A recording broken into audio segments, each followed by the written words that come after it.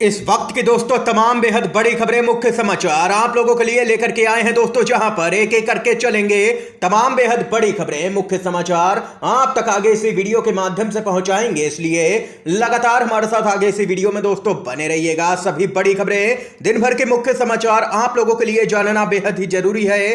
तो वहीं दोस्तों खबरों की तरफ बढ़ने से पहले अगर आप लोग भी इंडिया गठबंधन और राहुल गांधी के समर्थन में खड़े हैं तो अभी इस वीडियो को लाइक कीजिएगा और कमेंट बॉक्स में कमेंट कीजिएगा दोस्तों #वी सपोर्ट इंडिया। दरअसल दोस्तों पहली बड़ी अपडेट की तरफ बढ़ते हैं।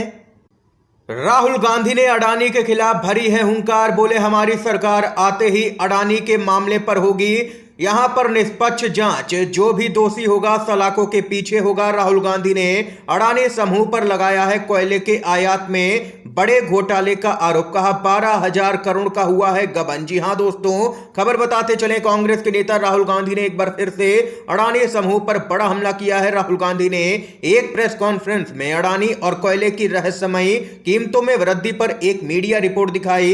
राहुल गांधी ने कहा है कि अडानी जो चाहते हैं उन्हें मिल जाता है, सब जानते हैं कि अडानी समूह ने भ्रष्टाचार किया है। राहुल गांधी ने अडानी समूह पर बड़ा आरोप लगाया। अडानी ने 32,000 करोड़ का घोटाला किया। अडानी समूह को सरकार का संरक्षण मिल रहा है। महंगी बिजली के पीछे अडानी समूह का ही हाथ है। जनता को लूटा जा रहा है। सवाल उठने पर भी जांच नहीं की जा रही है। ऐसी क्या बात है कि जांच नहीं हो रही है? राहुल गांधी ने कहा है कि अडानी समूह ने कोयले के आयात में ही गड़बड़ी की है और 12,000 करोड़ रुपए का गबन किया है। इसके साथ ही उन्होंने कहा है कि पीएम मोदी कोई भी जांच नहीं करवा रहे हैं, इसलिए प्रधानमंत्री की विश्वसनीयता पर सवाल उठ रहे हैं और हमारी इंडिया गठबंधन की सरकार सत्ता में आते ही पूरे मामले की जांच करवाई जाएगी और सभी दोषियों को सलाखों के पीछे भेजा जाएगा। ये राहुल गांधी ने हुंकार भरी है। दोस्तों अगर आप लोग भी राहुल गांधी के समर्थन में हैं तो वीडियो को लाइक कीजिएगा। एक और अपडेट बताते चलें, मोदी सरकार से एक बार फिर से भिड़ चुके हैं chief justice of India DY Chandrachud. जी हां दोस्तों, मोदी सरकार के सब फैसले ठीक ही हैं तो अदालत की आखिर क्या जरूरत है?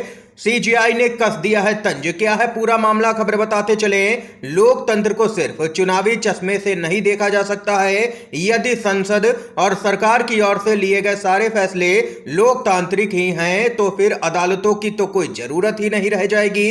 आप लोगों को बताते चलें, एक मामले पर सुनवाई करते हुए चीफ जस्टिस DY चंद्रचूड़ ने यह टिप्पणी की है। दरअसल केस की सुनवाई के दौरान केंद्र सरकार के वकील ने कहा था कि अदालतें LGBT कपल्स के अधिकारों पर फैसला नहीं दे सकती हैं, ऐसा करना अलोकतांत्रिक होगा। इसी के जवाब में CGI ने यह बात कही है और सरकार पर तंज कसा है।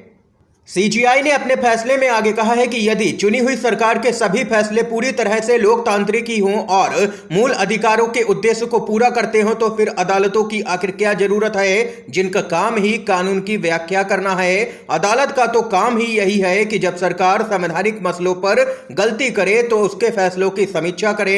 हम पर आप दबाव बनाने की कोशिश ना कीजिए। ये यहां पर CGI ने जबरदस्त तरीके से फटकार लगाई है केंद्र सरकार के वकील को। इस समय की बड़ी खबर थी दोस्तों। एक और अपडेट बताते चलें, हाल ही के कर्नाटक विधानसभा चुनाव में जनता ने पूरी तरह से भाजपा को नकार दिया था और पूर्ण बहुमत की कांग्रेस की सरकार बनी थी, लेकिन फिर भी बीजेपी अब यहां पर शांत बैठने को तैयार नहीं है क्योंकि उसके हाथ में सत्ता नहीं है। इसलिए वो यहां पर पूरी तरह से बौखलाई है। बीजेपी कर्नाटक में सरकार गिराने की कर रही है कोशिश। डिप्टी सीएम DK शिवकुमार बोले भाजपा जनता के सामने हो गई है बेनकाब। जी हां दोस्तों, बीजेपी ने कई राज्यों में चुनाव में मिली हार के बाद भी सरकार बनाने में यहां पर कई बार कामयाबी हासिल की है।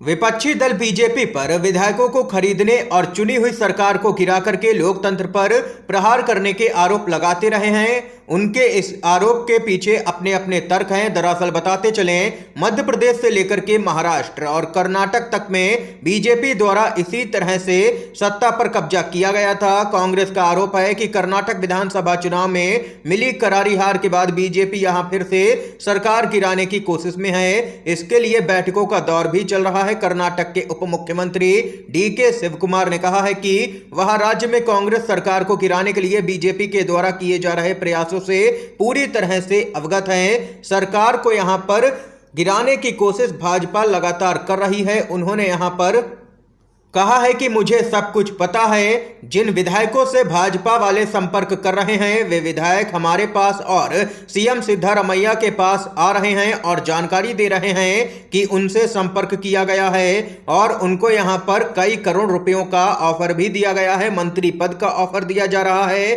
भाजपा की तरफ से। ये यहां पर काफी गंभीर आरोप लगाए गए हैं deputy CM DK Shivakumar की तरफ से। इस खबर पे आप लोगों की क्या कुछ राय है, कमेंट बॉक्स में कमेंट करके अपनी महत्वपूर्ण राय भी दोस्तों जरूर बताइएगा। तो वहीं एक और अपडेट की तरफ बढ़ते हैं। बड़ी कार्रवाई देखने को मिल सकती है इजराइल पर। इस समय की बड़ी खबर आ रही है, इजरायली राजदूतों को निकाल दें, कारोबार एकदम से बंद कर दे सभी मुस्लिम देश। भड़के ईरान ने ओआईसी की बैठक में बड़ी अपील कर दी है। जी हां दोस्तों, खबर बताते चलें आप लोगों को यहां पर। हमास और इजराइल की जंग के बीच में ईरान ने मुस्लिम देशों के संगठन ओआईसी की बैठक में सभी सदस्य देशों से इजराइल पर पूरी तरह से प्रतिबंध लगाने की अपील की है। ईरान ने कहा है कि संगठन के सभी सदस्य देश इजराइल के साथ में तेल समेत अन्य तरह के सभी कारोबार पर पूरी तरह से प्रतिबंध लगा दें और इसके साथ ही जिन सदस्य देशों के इजराइल के साथ यहां पर राजनयिक संबंध हैं वह इजरायली राजदूतों को तुरंत बर्खास्त कर दें। ये यहां पर देख सकते हैं कि बड़ा कदम यहां पर मुस्लिम देश एकजुट होकर के उठा सकते हैं इजराइल के खिलाफ। यहां पर इस समय की बड़ी खबर थी दोस्तों। एक और अपडेट की तरफ बढ़ते हैं। उत्तर प्रदेश की राजनीति में बड़ा उलटफेर देखने को मिल रहा है। जी हां दोस्तों, फर्जी जन्म प्रमाण पत्र मामले में आजम खान, बेटे अब्दुल्ला और पत्नी दोषी करार हुए हैं। तीनों को 7 साल की सजा यहां पर हुई है। अखिलेश यादव का भी बड़ा बयान आया है। समाजवादी पार्टी के वरिष्ठ नेता आजम खान के बेटे अब्दुल्ला आजम खान को 2 जन्म प्रमाण पत्र मामले में रामपुर की स्पेशल एमपी एमएलए कोर्ट ने दोषी करार दिया है। मामले में आजम खान और उनकी पत्नी तंजीन फातिमा को भी यहां पर दोषी माना गया है। बताते चलें तीनों को यहां पर कोर्ट ने 7 साल की सजा सुनाई है। तीनों कोर्ट से सीधा आज ही जेल चले जाएंगे, यह भी खबर आ रही है। और वहीं पूरे मामले को यहां पर हाई कोर्ट में भी चुनौती दी जा सकती है। इसके साथ ही आप लोगों को जानकारी के लिए यह भी बताते चलें कि पूरे मामले पर सपा के अध्यक्ष अखिलेश यादव की क्या कुछ प्रतिक्रिया सामने निकल के आई है। जी हां दोस्तों, आप लोगों को यहां पर बताते चलें अखिलेश यादव ने कहा है कि आजम खान और उनके परिवार को निशाना बना करके समाज के पूरे हिस्से को डराने का जो खेल खेला जा रहा है, जनता वो खेल देख भी रही है और समझ भी रही है। कुछ स्वार्थी लोग नहीं चाहते हैं कि शिक्षा तालीम को बढ़ावा देने वाले लोग समाज में सक्रिय रहें। इस सियासी साजिश के खिलाफ इंसाफ के कई दरवाजे खुले हैं। जुल्म करने वाले याद रखें, नाइंसाफी के खिलाफ एक अदालत आवाम की भी होती है। ये यहां पर अखिलेश यादव ने ट्वीट किया है और भाजपा को जबरदस्त तरीके से घेरा है। इसके साथ ही एक और अपडेट आ रही है। आम आदमी पार्टी इंडिया गठबंधन के लिए प्रतिबद्ध है। केजरीवाल ने कहा, हम इससे अलग किसी भी कीमत पर नहीं होंगे। दिल्ली के मुख्यमंत्री अरविंद केजरीवाल ने कहा है कि आम आदमी पार्टी विपक्षी इंडिया गठबंधन के प्रति पूरी तरह से प्रतिबद्ध है और इससे अलग नहीं होगी। इसके साथ ही आप लोगों को यहां पर बताते चलें, लगातार यहां पर भाजपा की तरफ से आम आदमी पार्टी के तमाम नेताओं को डराने और धमकाने की कोशिशें की जा रही हैं ताकि यहां पर आम आदमी पार्टी इंडिया गठबंधन से अलग हो जाए। लेकिन इस सब के बावजूद अरविंद केजरीवाल पूरी तरह से यहां पर अड़े हुए हैं कि वो किसी भी कीमत पर इंडिया गठबंधन नहीं छोड़ेंगे।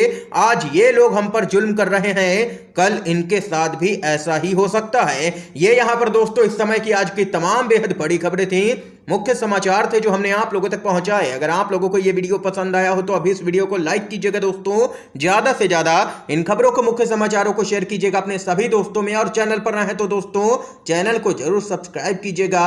वीडियो देखने के लिए आप सभी दोस्तों का बहुत बहुत धन्यवाद। जय हिंद, जय भारत।